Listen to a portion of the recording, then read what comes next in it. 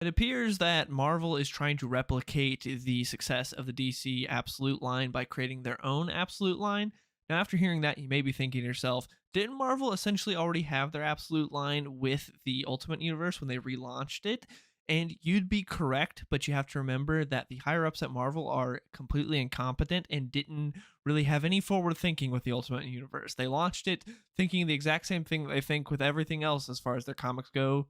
We'll get some new number ones that will sell well, and then everything's going to fall off, and we don't anticipate this doing well. And so they didn't really plan for the future at all. So, also to cement that fact, they had Jonathan Hickman headed up, and Jonathan Hickman is very talented, but also he quits on pretty much everything he does, and he quit on the Ultimate Universe, and Denise Camp had to come in and try to finish it, and it was not very well received and was not a very smart idea for Marvel. In fact, everyone that was a fan of the Ultimate Universe was like, why are you ending this? This could keep going alongside the main 616 books. This doesn't make any sense. Marvel's like, when was the last time people cared about Marvel? Endgame. We'll do Ultimate Endgame. So they did that. They ended their universe. So now they're trying to be like, take backsies. We didn't realize that the Absolute Universe was going to be crushing it.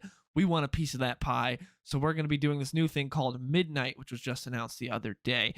Now, they're saying it's a horror universe, and so they're kind of being like, it's not an absolute universe, it's just where Marvel characters are different, it's more horror focused.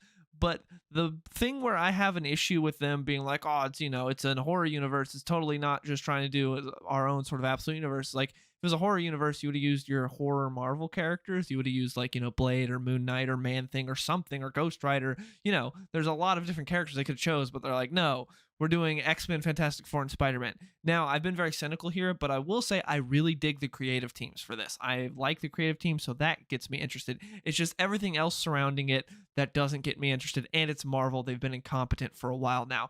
DC has been killing it lately. DC's been doing a really good job. Like, it's not like a thing where all comics suck now. No, there's a lot of great comics out. It's just almost none of them are Marvel. It's Marvel that sucks right now. There's some great independent comics. There's some great DC comics. Marvel, for the most part, is in shambles right now as far as their comics go. So let's get into this Midnight announcement, break it down, because we got some description, some sort of synopsis for the book. We even got a little bit of art for the X-Men book. We got the creative teams announced. So let's hop into that. Marvel describes Midnight as a bold new publishing line from a superstar lineup of creators, kicking off in August with Midnight X-Men by Jonathan Hickman and Matteo Delafonte, followed by Midnight Fantastic Four from Benjamin Percy and Kev Walker, and Midnight Spider-Man by Philip Kennedy Johnson and Cy Trunk. Marvel's most definitive modern creators are given free reign to reimagine heroes with shocking twists and chilling transformations and boundaryless storytelling that will keep readers on edge issue after issue. The X-Men no longer fight for acceptance, they hunger for blood. The Fantastic Four venture into the unknown not to save the world, but to unleash terror upon it. And Spider-Man discovers that with great power comes something monstrous. So those are the three that we have announced so far. Assuming if it does well, we'll get more. And again, I'm assuming that they're really trying to do their own absolute here to really like leech off of that and be like, hey, absolute readers, we got our own absolute line. Please check it out. So let's get into the descriptions for some of these books.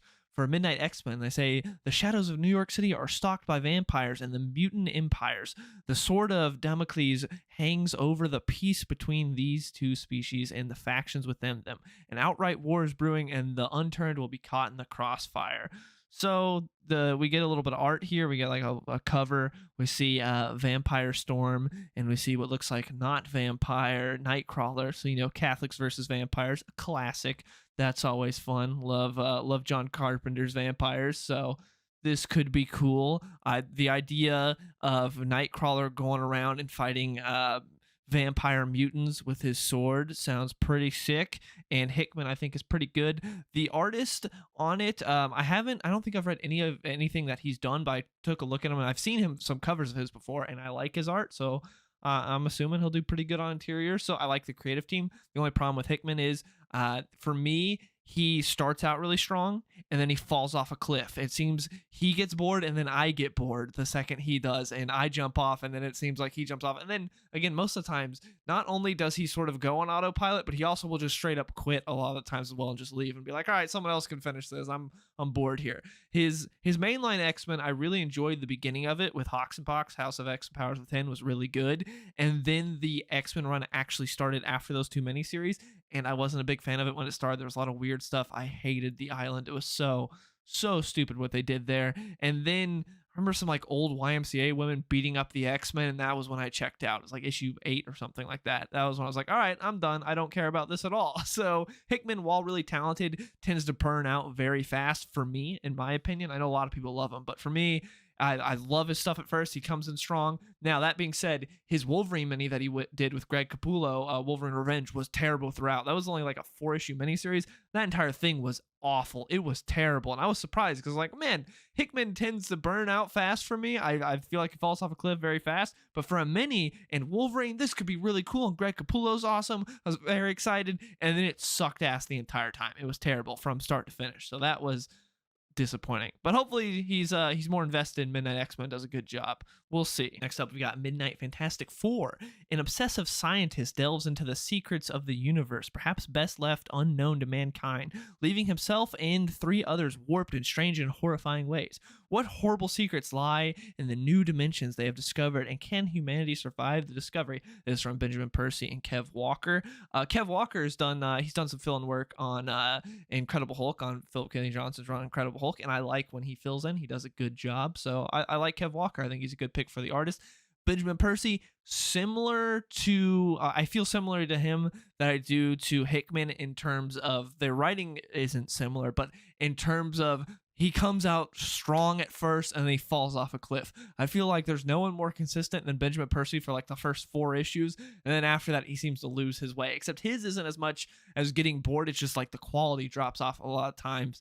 Like I really feel like that a lot with Ben Percy. I like him for the most part. I think he does a pretty good job. It's just very inconsistent. I think there's nothing more defines that than his Wolverine run, which started out really well and then was really bad, and then like went up and down to where it's like, oh, this is really good. You should check out this week's Wolverine. And it was like, oh no, this month's Wolverine is not good. It's really bad, and it's very up and down. And that's how I feel about Ben Percy. So that being said, for Marvel, that's like grade A because Marvel doesn't have a lot of talent over here. But yeah, Ben Percy, I think he's a good pick, and I hope he does a good job. It's just, again, he's very similar to Hickman in terms of I feel like he starts out strong and then falls off a cliff. But we'll see. And I like Kev Walker, and it would be very funny, obviously, if everyone is very messed up and then the Thing is just normal. If Ben Grimm is just normal and doesn't really get much messed with him, that would be hilarious and a good bit, and I hope they do it. But it's the horror universe, so everyone's going to be all messed up. We'll see. Next up, we got Midnight Spider-Man. A young Peter Parker is transformed into a hideous spider hybrid by the ruthless Oscorp Corporation in their pursuit for eternal life. When Oscorp begins to use the secrets unlocked by his mutation to create more human-animal hybrids, Peter embraces his grotesque new form to stop them. From Philip Kennedy Johnson and Cy Tronk. Cy Tronk is a new guy. He's a French artist. I looked him up and he has like almost no credits at all. He hasn't done much. I took a peep at his Instagram though, and I like his art. It looks good. So I'm assuming he'll do a good job on interiors, and they put him on Spider-Man. So I'm assuming Marvel's done their due diligence. It's like, this guy's a good fit.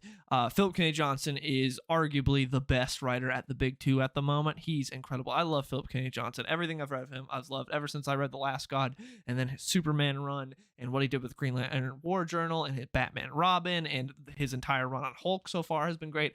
I really like Philip Kennedy Johnson. I think he's very consistent. I think he's very good, and he's at the top of his game right now. He has the only good, consistent book for Marvel right now that you can look back on for years, because Marvel will have good comics, but almost always it's these miniseries. There'll be like a 4 or 5, 6 issue miniseries where like, check this out. This, like this Jimmy Palmiotti Punisher with Dan Panosian. It's pretty good, but it's 4 issues, so that's it. But Philip Kennedy Johnson, he's been doing Incredible Hulk since like 2023, something like that, and then it turned into Infernal Hulk. It really should have just kept as Incredible Hulk, but Marvel, they have to have a new #1. But he's been doing a Hulk for years, and I've really liked the story he's been telling, so he has been doing a great job. And Marvel signed him to an exclusive contract not too long ago, and was like, all right, what are they going to give him? Because after that exclusive contract, he just kept writing Hulk and nothing else. And then they gave him like a little Dungeons of Doom mini with Ben Percy, which was fun, but it's just like a little mini that didn't really mean much. And so it was like, all right, you signed him to an exclusive. He was one of the best in the industry right now. What are you going to give him? So it looks like, all right, Midnight Spider-Man, that's a big deal. Now, while I'm excited for this because I'm a big PKJ fan, and I'm really excited to see what he does with that Monstrous Spider-Man, I think it's kind of a mistake to do a Monstrous Spider-Man, because you have a lot of Spider-Man fans that are homeless right now, because Amazing Spider-Man is It's Amazing Spider-Man, you know. We still got Nick Lowe over there doing whatever he wants on editorial, and while I like Joe Kelly, he's not doing a great job with Spider-Man. I don't necessarily blame him because that editorial, the Spidey office, is horrific, to say the least. So there's not really much there, and then Ultimate Spider-Man ended, so you have a lot of Spider-Man fans that are homeless. So to have a new Spider-Man book with a talented creative team like this without the baggage of 616 Spider-Man could be huge. But I think a lot of more casual Spider-Man fans will be turned off by a monstrous Spider-Man. I don't think a whole lot of people want a Spider-Man that is a monster hybrid. But again, I'm speaking more for like casual Spider-Man fans there. For me, I'm super excited for this because I love Philip Kennedy Johnson. I trust him. I think he'll do a great job with this. I just feel like you're potentially turning away more readership by doing this. Like if you would have had a different character here in place of this and had a more standard Spider-Man, I think that would have been smarter from a business perspective for Marvel.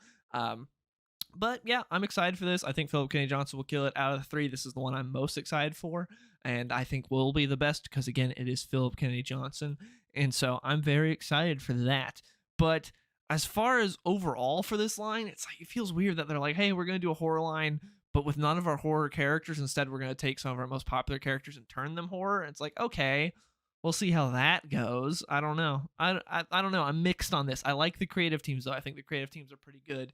So we'll see how it goes. But yeah, that I just wanted to talk about this because this was interesting. Marvel doing something interesting with the like three good writers they have. So we'll see what happens. But I want to hear from you guys in the comments below. What do you think? Are you excited for this? Are you not? Which book are you the most excited for? And yeah, thank you so much for watching. I'll see y'all later. Hey, skinny boy, saucy boy, I be running to the bank. Yeah, you know I hit the gas in the whip full tank. Riding past the ocean while I'm listening to Frank.